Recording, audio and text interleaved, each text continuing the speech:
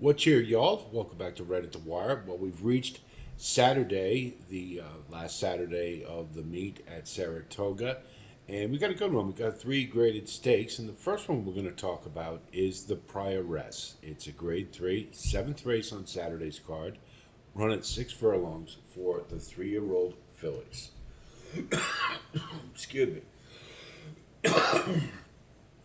Okay, it's a field of six, and it's kind of what you would expect from a 3-year-old sprint at the stakes level. You've got a lot of speed, and we'll go through them one at a time. Rojo Rita demonstrated some ability early on, but really hasn't followed up with it. And I think the main problem is this one just can't seem to manage her speed.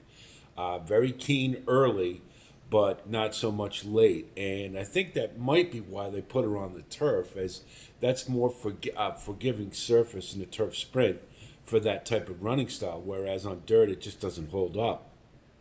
But in any event, uh, really that seems to be the problem that hasn't been corrected, and certainly uh, isn't classy enough in this field to run big early and then be able to hang on late. So I'm going to let Rojo Rita go. However, I will say this.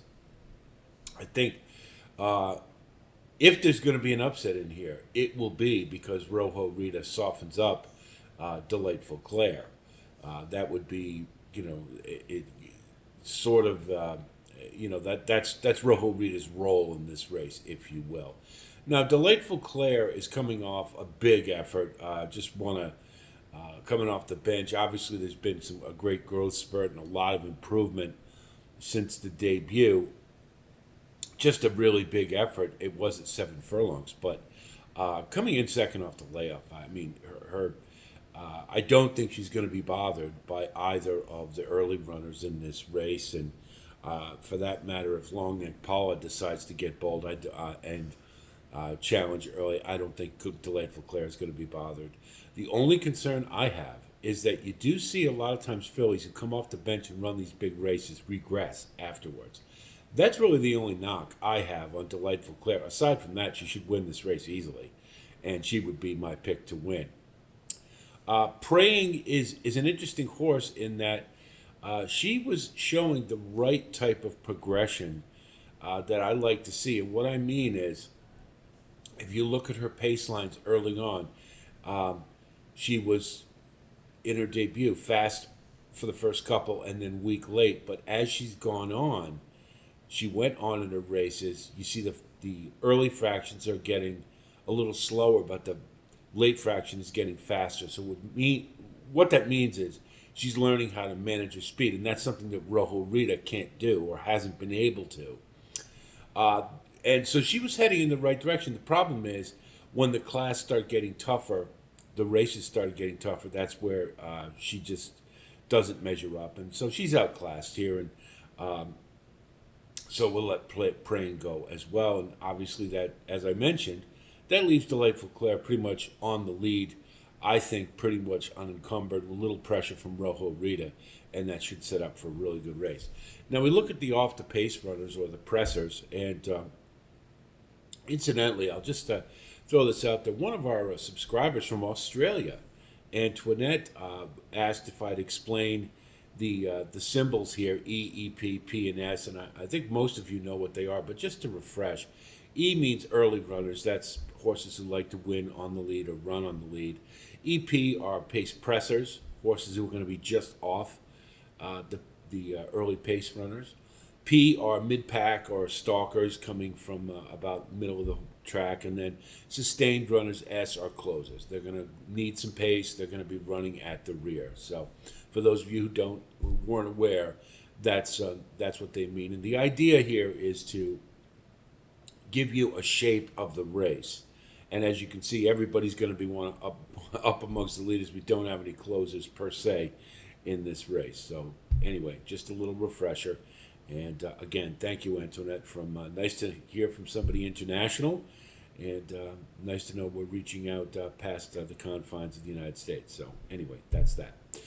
Flat out time, I like in this spot. I think has the right running lines. It was an optional claimer last time, but I liked the way this horse, again, managing the speed. Very important of 2 and 3 year olds that you want to see is them learning to manage it.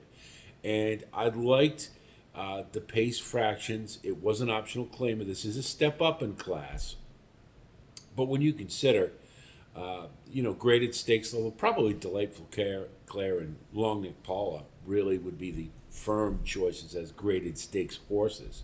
So it's not that much of a step up in class. And I just, I think you definitely want to have in this race to buttress Delightful Claire. Horses are going to be coming off the pace and who aren't going to be up amongst the cheap speed, like Rojo Rita and Praying. You want horses who are going to be up amongst, but just behind the leaders to be coming late and to get up for second or third at a price. And Flat Out Time fits that bill very well to me. Going to have to do a little better than State Breds and run a little better, but I don't see any reason why she can't.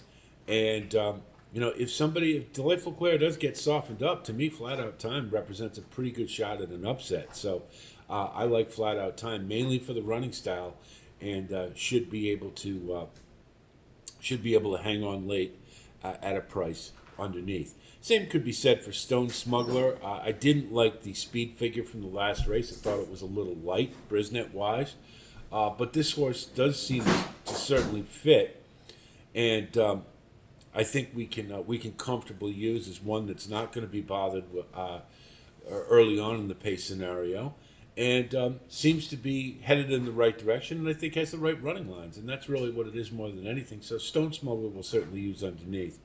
Now we'll talk about Long Neck Paula. Wesley Ward is the trainer, and one of the things that I'm not the biggest Wesley Ward fan. I think I've made that clear.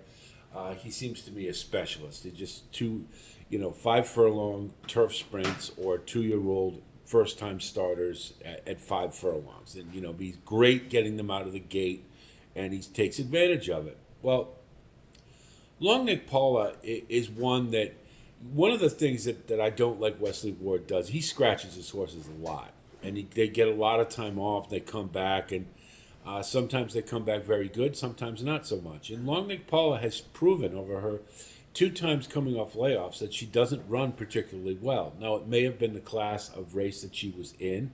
I can certainly grant you that. But it's enough for me to say I'll let Long Neck Paula go. I think she fits class-wise. I think there's a lot of things to like, but I don't think she can beat Delightful Claire.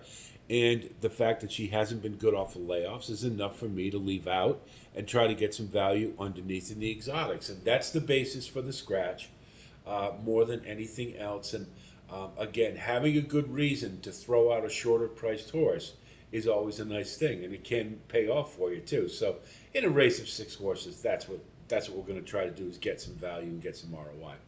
So we'll look at our wagering strategy. We're going to bet Flat Out Time for the value. I want to stress that for the value, a win bet. Now, the price will determine whether or not we do it at all. But Delightful Claire, I expect to be extremely short. So we'll try to get some value with Flat Out Time. We're going to do exactas 3-1, 1-3 to hold out the possibility of perhaps an upset if Delightful Claire gets softened up.